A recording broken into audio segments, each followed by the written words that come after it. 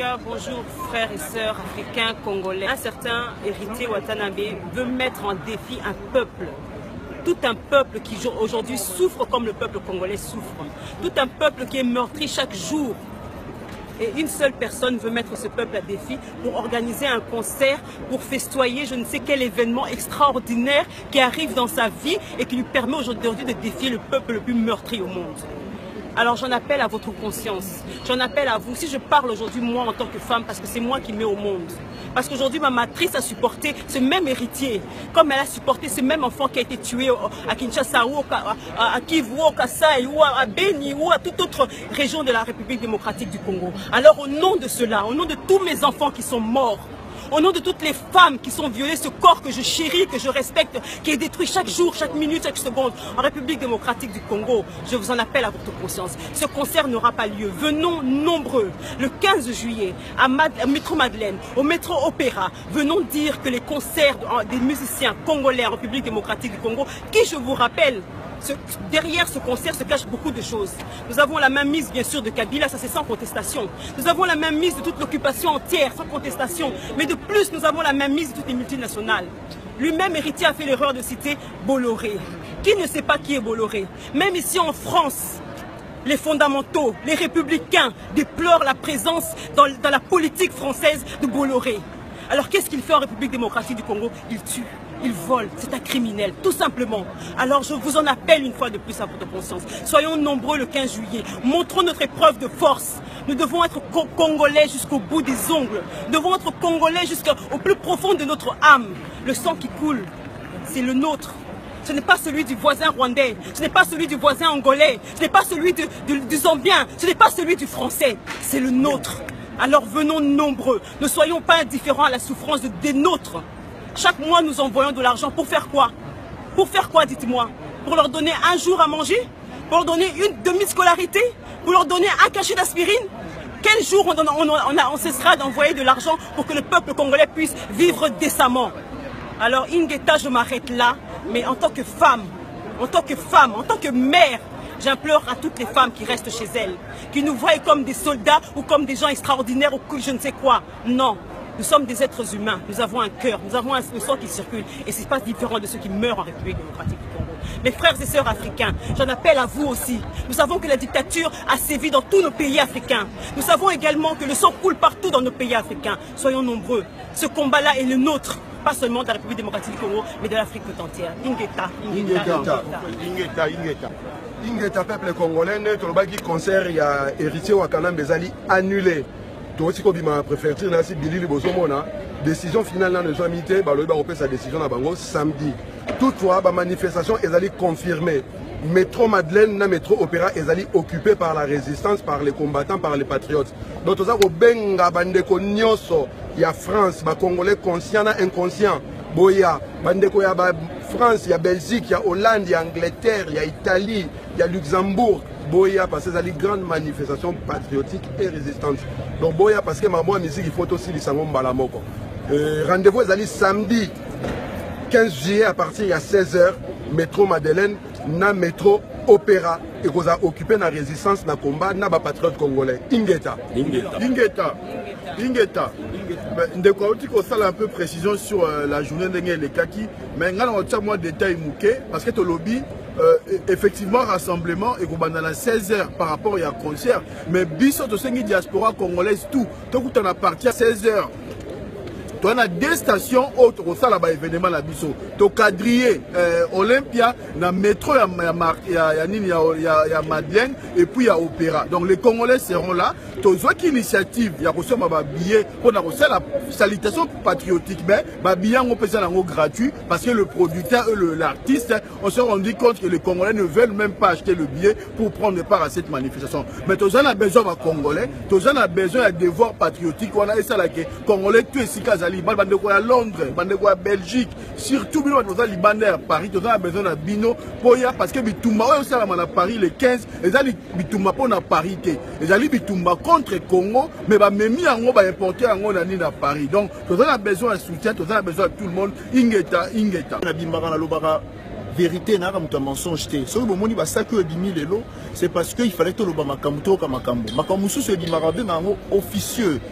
donc il fallait bimater mais au cas où cela rappelle l'autorité en beaucoup bien to comme peut ko makambo mususu on a confirmé bilo que maire Kabila les anasima ce qui le monique makambo ba billet ezo utana 45 €, ezo kitana 15 €, na ko confirmer bino auto ko ka ba ko lo ba yangote que maire Kabila ezana simawana même moko noir ezana simawana preuve que même noir ezana simawana pour mona bazo sala bino ba montage bazo sala bino ba mensonge mais ba kotika la koyela bino ata élément moko te mutu alinga somba billet bo benga bandeko wana petit frère bo benga bango bo tuna bango soki eza ya solo préfecture apesa ki bango autorisation ou bien loko moko ba la bino ata papier moko soki papier moko bimi ngala koloba lisusu te ndeko na ngai boko sana te ba misusu ba misemi bazo kosa bino ba bifo ba liesa bana na bango biso to sala ka bana na bango il faut ba sala na monde si je me trompe pas il y a plus de 193 pays kaka soko beti na France na Belgique na Londres ndo liesi bana bazo beta partout na ba pays nyonso monde ba liesa ka bana na bango te bandeko na nga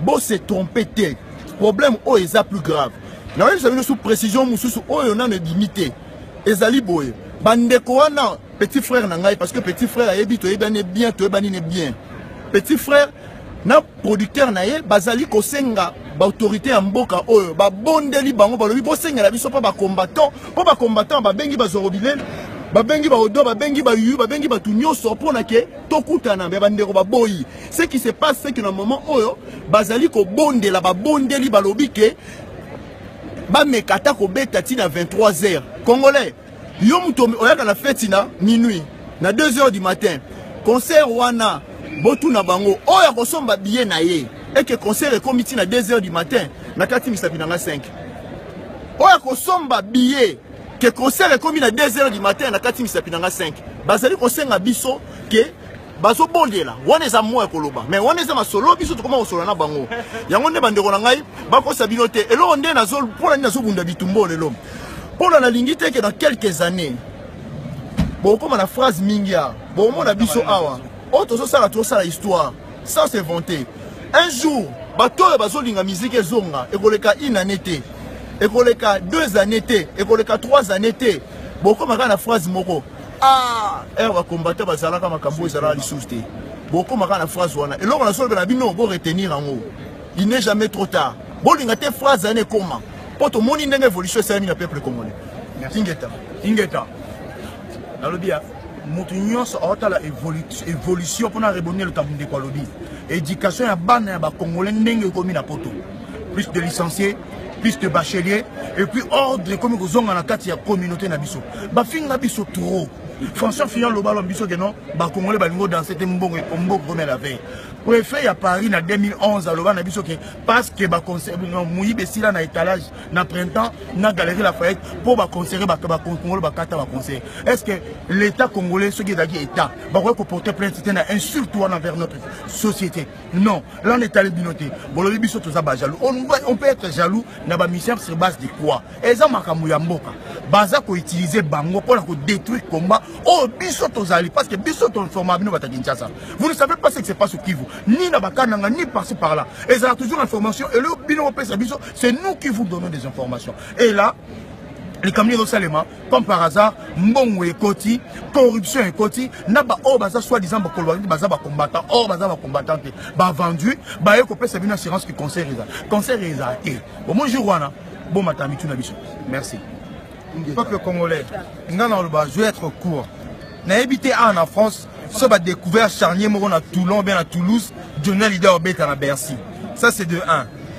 ba loba que tout ça ba jaloux tout ça la raté est-ce que voix na ngai na voix ya fali na hérité ce qui a fait banani ba na voix ya nani batika ko distraire biso il y a des charniers qui se passent tout le monde a même so ba koufi ba équipe à football ba la ta brassard noir na loboko je répète encore ceux qui va découvert que bah charnier au moins 100 personnes qui sont mortes. Journal Idée va faire un concert à Paris. Réfléchissons.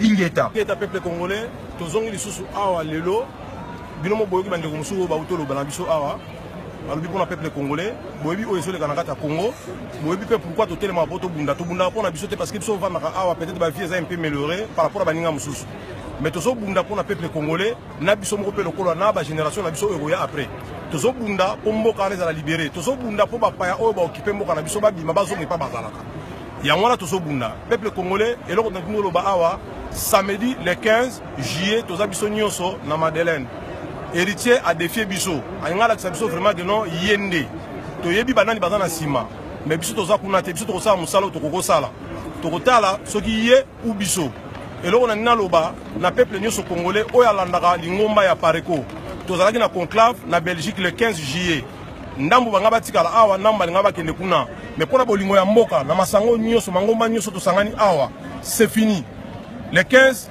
na Belgique conclave ezali souté donc biso nyonso se focaliser na Paris plus précisément na Olympia na concert ya mwana oyo héritier azo défier biso boya ebele ba mama ba tata basi boyoki ba salite nyonso tozoyoka bosanga te boya to sangana to prouver au monde que to lingi eloko wana musique na Paris te merci Ingeta.